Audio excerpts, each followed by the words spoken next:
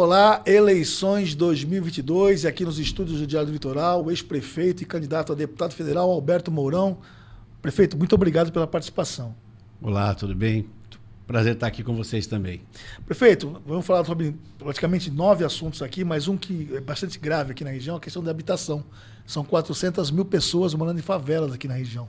Como deputado federal, tem como equacionar, tem como melhorar essa situação, prefeito? Esse é um dos assuntos tão importantes quanto saúde, quanto a educação, né? Porque quando você dá moradia mais adequada para a pessoa, você melhora a condição de vida dela, melhora a saúde dessas pessoas, que elas moram em palafita, moram em chão de terra batida, cobertura inadequada, espaço pequeno. Então, você cria muito problema. Você enfrenta o problema de saúde pessoal da pessoa, a saúde coletiva, porque a questão ambiental, a questão da questão ambiental no como todo, da vulnerabilidade das nossas praias, da decorrência do que eles moram. E tem um outro aspecto da segurança pública. A violência nesses espaços são muito grandes, porque é quartinhos de 3x3, onde mora a família toda, onde a violência sexual acaba ocorrendo ao longo do período. Então, a gente tem que enfrentar a habitação por enormes problemas. Mas um deles também é a geração de emprego. É o que mais gera emprego no país. Para cada 10 milhões de investimentos, você gera 800 empregos. E é de menos impacto no processo de importação de produtos. A gente produz muito desses materiais. Então, você gera emprego desde o menos graduado ao mais graduado nas profissões e, automaticamente, você dá a resposta a uma necessidade de geração de emprego para mão de obra não qualificada. Mas, se a gente olhar também que isso só não caminha, porque a gente precisa fazer uma reorganização e não tem que ter um plano nacional muito engessado. Ele não pode ser assim igual para qualquer região do Brasil. Quando se olha alguns aspectos, primeiro, o custo de terreno na Baixada ou no litoral brasileiro é maior que em qualquer programa habitacional no interior do país, no interior de alguns estados lá, em todo Mato Grosso, Goiás, e quanto mais se chega nas partes mais adensadas, o terreno custa mais caro, não pode passar de 6%, 8%, você tem que baixar esse valor do custo do imóvel, as prefeituras não têm como dar contrapartida nesse volume, então eu defendo que a gente tem que mudar no programa dizendo que se o padrão é 6% do valor do bem, como o custo de material é uniforme no Brasil e a mão de obra quase igual, a gente precisa só equacionar a questão do custo do terreno, ajudando as prefeituras a receber um aporte do governo federal para poder fazer mais habitações. Mas outro aspecto é discutir a forma de organização habitacional numa região. Olhando aqui para a Baixada, para a nossa região, que é o assunto aqui. A gente percebe que nós temos hoje 40 mil famílias morando em palafita, então moram numa situação muito adversa. A gente sabe que mora em área de mangue, mora em áreas de várzea, então isso também é problemático. E a gente precisa equacionar essa questão, negociando com os órgãos controladores, que é o Ministério Público Federal, estadual, com as questões, com os órgãos de controle ambiental, para que a gente consiga achar no consciência de fazer o máximo possível de edificação no local onde elas se encontram. Tá? Depois, entender que a gente vê, às vezes, o remover o consumo local, também não pode extinguir a necessidade da pessoa continuar tendo uma atividade comercial. Você vai em qualquer núcleo desse, tem uma padariazinha artesanal, tem um cabeleireiro, tem ali uma manicure, tem um cara que vende aquelas coisinhas que vai para celular, às vezes uma lavanderia. Ou seja, a vida do cara está ali, né? A vida do cara está ali, ele está pagando, sobrevivendo ali. Você pega, vai lá e constrói, ou remove ou constrói alguma coisa, pronto. Tira a renda dele, ele vai ficar 1 mês, 2, 3, 4, 5 no imóvel novo, e depois ele vai embora, porque ele tem que sobreviver. Ele acaba alugando e voltando para a invasão de outro lugar. Então, a gente tem que enfrentar essa problemática. Depois, eu acho que você tem que levar junto, automaticamente, áreas de lazer em massa, distribuir uma questão de fazer alguns projetos inovadores de geração de renda ali no entorno, de formação de emprego, para que a gente consiga, automaticamente, levar mais qualidade de vida para essas pessoas. É isso. Eu quero ser um cara que vai provocar uma discussão no Congresso Nacional ou no Ministério das Cidades, como a gente vai enfrentar esse problema habitacional. Perfeito. Uma questão que atinge aqui a região também, vou chamar de você de prefeito, que você foi muito tempo prefeito, sabe muito bem a importância disso, mas a falta d'água, né? Hoje, em Guarujá e São Vicente é gravíssimo. Guarujá sofre com a falta d'água todo ano. A Sabesp tenta equacionar, fala que vai melhorar, mas assim, talvez empregando em alguns lugares, a falta d'água atinge ainda a falta d'água, né? tem como, eu sei que é uma coisa estadual, mas tem como Alberto Mourão, com todo esse... tentar solucionar essa questão ou ajudar que se mude essa realidade? Não? Você sabe, Raton, que para hoje não falta água, porque só quando tem uma queda de pressão muito forte no sistema, em algum momento foi superado isso com todo o litoral sul, com a questão do bambu e daí lá ainda a construção nós temos dificuldade, nós temos um nível de mar, tem uns poucos rios, lagos, né? Nem rios assim, os rios nossos são ao nível de mar. Então a gente tinha que fazer reservação. A Sabesp fez um grande projeto em Itanhaém, ela faz o bombeamento dessa água para uma cota maior, para fazer armazenamento, tratamento para armazenar, porque você às vezes tem mais demanda e precisa ser um armazenamento, que acontece no interior. Eu acho que aqui, na região, o grande problema está na ilha de São Vicente, né? Então, de Guarujá. Essa aí, ela não tem produção de água, ela não tem mananciais, e você precisa enfrentar isso trazendo água de fora da ilha. Só que tem que fazer a reservação em algum espaço, ou a região na área continental de Santos, ou ter problemas ali em Itanhaém, então, de Bertioga, quer dizer. O que a gente tem que fazer é conversar com a Sabesp, ver quais são os problemas que nós temos, para poder equacionar isso. Apesar de ser um assunto estadual, eu quero tratar disso acaba também. Sempre atingindo. Até porque é um assunto que está na discussão nacional, que é a universalização da água e do esgoto na lei que está regulamentando, que regulamentou isso. Esse assunto eu sei que você vai falar bastante. Tem que cumprir o horário, mas balsa e travessia seca. É uma coisa complicada. Você foi presidente do Condesb, né? A balsa de Guarujá-Bertioga, eu fiz matéria sobre isso, ficou 30 dias, teve um acidente, parada, as pessoas perderam emprego, perderam assistência médica, perderam escola, tinham que pagar, porque as pessoas atravessavam de graça, né? Pagar, e muita família tinha que desembolsar R$50 por dia, coisas que eles não tinham dinheiro. E a nossa travessia seca está no papel já faz tempo, né? Não sai do papel. Como deputado federal, pega um pouco o governo federal. Quando é que a gente vai resolver esse problema? Eu acho que nessa concessão que está aí em curso, que a gente pode discutir essa concessão aí na frente, se esse não for assunto aqui, eu já vou tocar nesse assunto. Pode tocar. Eu acho que tem que tomar cuidado com a concessão, que ela está em curso, é a concessão do resto da questão da administração portuária. Eu só não gostaria de ver a autoridade portuária envolvida nesse processo, porque aí você perde o controle do sistema. Mas eu digo que esse está muito sendo assodado para terminar agora em novembro. Eu acho que tem que deixar para o ano que vem. Não pode postergar muito, mas por volta do primeiro semestre a gente resolver logo esse edital e soltar. Mas nisso, eu sou a favor da ligação seca, né? Do túnel, quer dizer. Por questão de mobilidade mesmo. De mobilidade, facilitar. Porque o que acontece com a ponte é que você vai fazer uma ponte com um vão de quanto? 200 metros? 300 metros? Pois é, navio vai passar mais difícil. Pode engessar na frente. Acabou de sair um navio agora, já está carregando containers, ele tem 160 metros de largura.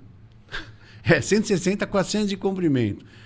Agora você tem que dar pelo menos uns 50, 80 de cada lado para esse navio passar entre pilares, né? Você imaginou? E esse navio carrega 25 mil containers. Se você pegar uma carreta com 2 containers em cada eles usam uns 30 metros. Você começa a fazer a conta. A descarga de um navio desse seriam mais ou menos 12 quilômetros de comprimento. É verdade. Então, meio louco assim, você achar que nessa modernidade do transporte de carga, a gente vai estar pensando em pontos se você tem a opção de túnel. Então, eu sou a favor do túnel e pelo impacto dentro da cidade também. A ponte não resolve os problemas dentro da cidade de acessibilidade. Então, acho que o mais correto é isso. Depois tem outro aspecto. Nós temos que fazer mobilidade regional, colocar o VLT ou o BRT no sistema. Acho que a ponte é muito pior ainda. Eu vou tocar nesse assunto. Então, a ponte é muito pior. Então, acho que não há dúvida de que o túnel tem que cumprir todos os requisitos. E você acha que dá para resolver isso rápido? Dá, porque a concessão... Então, por isso tem que ver o modelo, o que está escrito ali. Já. Eu quero ver o edital, porque às vezes no edital ele dá 30 anos para se construir da ponte, do túnel daqui 10 anos. Aí não resolve o nosso problema. Eu quero saber qual é o prazo que ela tem. É isso que a gente precisa ler nesse edital. Não pode ser uma caixa preta que só vai talvez notar, saber disso depois que publicou. Não. Entendi. Outra questão regional, aeroportos, né? Tem o de Itanhaém, que está funcionando parcialmente, né? O de Praia Grande está com uma questão lá que está sendo solucionada, a questão do meio ambiente indígena, né? Que parece que vai gerar, se tivesse ainda, ia gerar 12 mil empregos, né, prefeito, ou mais. É mais ou menos isso que eu sei. E Guarujá, vira e mexe, tem sempre um edital, é um documento, é uma vistoria técnica, mas não anda. Não está na hora já de, como deputado federal, enfim, apertar para que saia algum aeroporto desse que funcione? Eu acho que deviam ter tocado nesse assunto já. Eu acho que já passou dos limites, não tem dúvida disso. Eu acho estranho que toda vez tem um obstáculo sendo ali colocado sobre um papel que está faltando. O governo federal parece que deu, mas não deu muito, quer, mas não quer muito, sempre arranja uma arenga. Parece que ninguém quer largar essa situação. Eu acho que tem que enfrentar. É importante para o turismo, esses dois aeroportos pequenos, por um aspecto de voos regulares entre Rio e São Paulo, e Santos, o aeroporto de Guarujá, e entre Itanhaém, que está mais na distância maior. Isso você pode desenvolver um projeto turístico muito mais audacioso a nível nacional para a região toda. A região é bonita. Você tem desde Barra de Una lá em Peruíbe até esse extremo de Bertioga, que é lindo demais. Então você tem condições de você colocar esse aeroporto à disposição para trazer gente de Goiás, já trazer gente de Mato Grosso, desses estados mais distantes com facilidade, rapidez, né? com mais rapidez. E depois os aviões deles. Tem muito fazendeiro que tem avião. Verdade. Então você consegue começar. Mas ele vai pagar para taxiar essa aeronave aqui e deixar a aeronave guardada dentro do aeroporto. Então, assim, eu acho que a gente precisa enfrentar e já passou do tempo. Então, eu como deputado, tenho que agir nisso, né? Tenho que perguntar o porquê, me aproximar dessa questão. Acho que não há dúvida que tem que ser discutido com a Prefeitura de Guarujá para também se tornar mais transparente e dizer quais são os nós, porque às vezes não fica falando, a gente fica sabendo por cima do que está acontecendo, para saber o que está acontecendo nos seus detalhes, porque aí sim a interferência de um deputado estadual ou deputado federal pode destravar isso. As áreas continentais de Santos e São Vicente são problemáticas. Tem muita gente que mora lá, mas não tem a estrutura necessária. Transporte, por exemplo, é uma situação muito difícil, né? E pode inventar outra questão de transporte também. Deputado, candidato, para resolver aquela questão, há verbas federais que podem ajudar as pessoas a ter mais infraestrutura, ajudar as prefeituras a dar mais infraestrutura para essas áreas, não? Olha, nós temos um problema sério hoje, desde os anos 50. A última vez que foi feita uma macro-drenagem, que foi dragar, tirar do leito dos rios, tirar dos nossos braços, desses braços de mar que é dentro dos nossos rios. Esse tem uma... A gente draga aqui o porto, mas draga até um pedaço aqui. Mas do lado de lá, quando você sair da ilha aqui, no entorno da ilha de Santos, você vai passar ali perto da ponte, aquela ponte que passa a Anchieta, você vai perceber o quê? Existe uma coroa de areia ali. É verdade. Tá? Você não passa nem com jet ski. O que está acontecendo? A gente tem problemas de segurar, porque isso aí você segura a chuva, né? A maré sobe e não desce, e automaticamente segura a drenagem e a macro-drenagem das cidades. Santos já começa a ter alagamento, por um fator, esse um dos fatores, e a gente precisa enfrentar isso fazendo uma macro-drenagem naquela região toda. Então, a última vez que foi feito isso foi nos anos 50 pelo governo federal. Então, a gente precisa voltar nesse aspecto de enfrentar essa situação. É uma das minhas prioridades. E depois, também, paralelo a isso, é buscar recursos do governo federal no Ministério das Cidades para integração nacional agora, né? Tinha que voltar com esse ministério, com esse nome, integração nacional, e levar recursos para esse trabalho de microdrenagem e pavimentação. Microdrenagem principalmente, que são as tubulações que vão ligar nesses canais, que vão ligar nos braços de mar e no rio. Por quê? Sem a construção disso, você não resolve o problema das enchentes que são recorrentes na região toda. Você tem problemas em Peruíbe, tem problemas em Itanhaém, você tem problemas em Mongaguá, gravíssimos lá na parte da pista em direção à serra. Exato. Você tem problemas em São Vicente enormes. Em Praguene tem pequenos alagamentos nos pedaços lá, e a gente sabe que Santos começa a passar por esse problema também. Então a gente tem que enfrentar isso com responsabilidade. Perfeito. Penúltimo assunto. foi bem rápido. VLT. VLT, eu sei que você tem umas opiniões bem contundentes sobre isso. Começou a se fazer em Santos e São Vicente, né? São Vicente e Santos, agora vai para o centro de Santos, mas eu acho que a classe trabalhadora, esse transporte, esse modal, devia atingir a classe trabalhadora de verdade, né? E pegar ali Praia Grande, pegar Litoral Sul, pegar, né, Cubatão, até a ponta da praia de Santos, onde vem um fluxo de eu sei que eu atravesso, de Guarujá, né? Trabalhadores pra caramba de manhã, que vão ficar tudo ali na ponta da praia e usa ônibus, transporte ainda, né? Você não acha que já devia também estar discutindo isso de forma mais ampliada?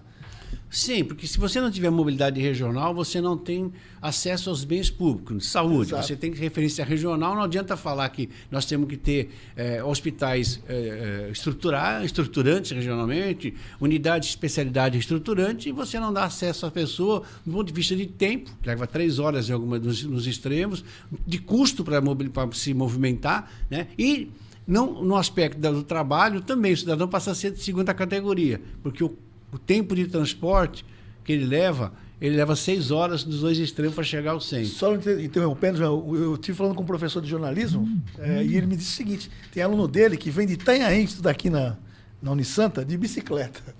Bicicleta. O cara imagina, olha que coitado desse rapaz, essa moça, né, que tem que fazer esse esforço para estudar, né? Se tivesse um VLT, olha que rapidez que seria. Por isso que eu tenho assim, eu acho que a gente tem que acelerar o VLT ligando o Valongo para Cubatão, para dar acesso fácil, para tirar um pouco desse transtorno entre caminhões e ônibus de transporte da população.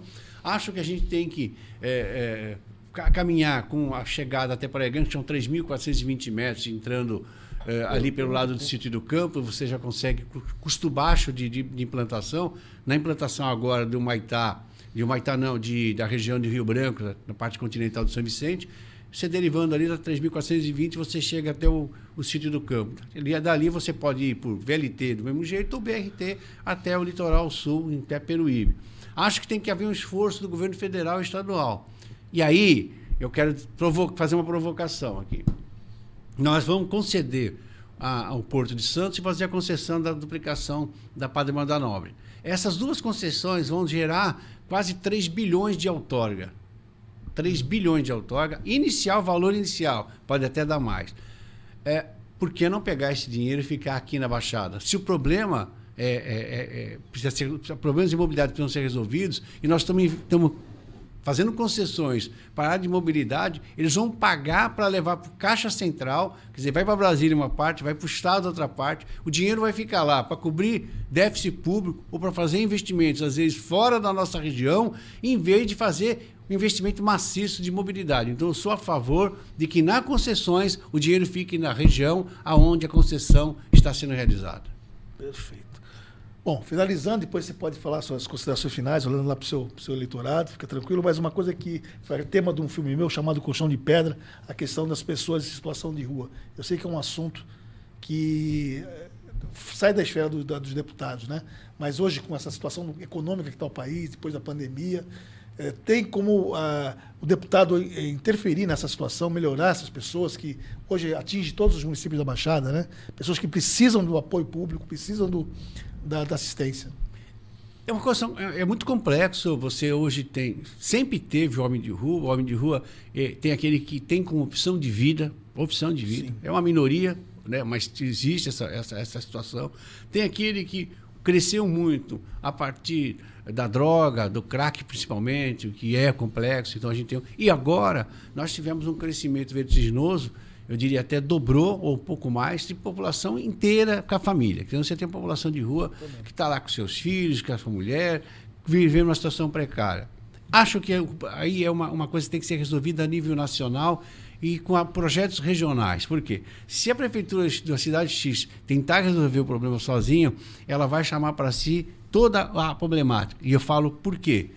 Eu sou a favor de um programa que está sendo implantado numa cidade, um piloto no estado dos Estados Unidos, uma cidade americana. E que eu defendo também. A gente tem aqueles abrigos que nós fizemos em Praia Grande, os abrigos permanentes e o temporário, né? Aquele transitório. Ele vai lá para comer, tomar banho, e tem aquele que ele está ficando até colocar no sistema. O sistema que eu estou propondo é que a gente crie um programa nacional através do Ministério, da junção de 3 ministérios, né? Porque a ação terá que vir de todos, e a gente consiga fazer vilas temporárias, moradias temporárias. Aí você construiria uma vila temporária com equipamento para geração de renda, através de programas do PAT, Programa de Apoio ao Trabalhador, dando as frentes de trabalho para essas pessoas. Tá? Junto, você teria habitação, tipo, coletiva para aqueles que são solteiros. Se ele e a mulher estão na rua, leva para uma casinha menor, sim, de 25, 30 metros. Sim. Se ele está com os filhos, vai numa habitação maior com 35 metros.